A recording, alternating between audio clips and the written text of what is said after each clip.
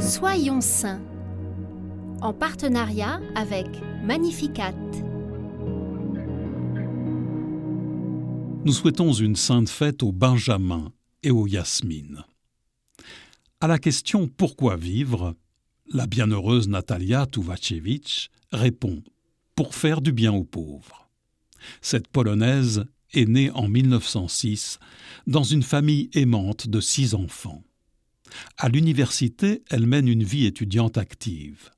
Une fois son diplôme en poche, elle travaille comme enseignante. Pendant ses études, elle a fait la connaissance de Janek, jeune homme communiste. Ils tombent amoureux et se fiancent. Au bout de 8 ans, elle rompt avec douleur ses fiançailles à cause des idées et de la personnalité de Janek. Natalia, remplie d'une joie de vivre contagieuse, a une vie très dynamique. Elle donne des conférences et voyage beaucoup. Cette littéraire insatiable veut remplir son âme de beau et est fascinée par la culture, l'art et la musique. Natalia assiste quasi quotidiennement à la messe et fait un jour de retraite par mois.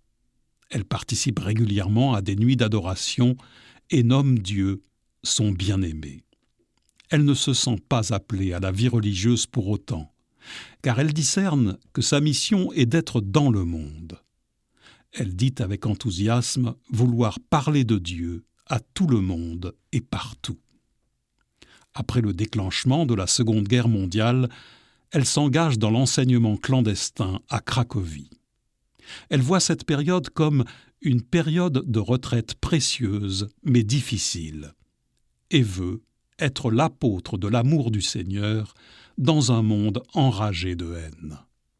En 1943, elle s'engage dans une mission risquée et part travailler en Allemagne comme agente de l'État clandestin polonais pour aider secrètement et spirituellement les condamnés aux travaux forcés.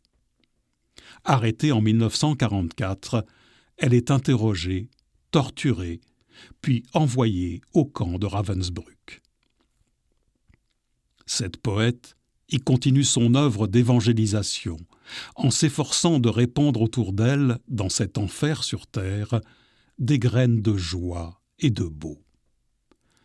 Le Vendredi saint 1945, jugée trop faible, elle est envoyée dans une chambre à gaz.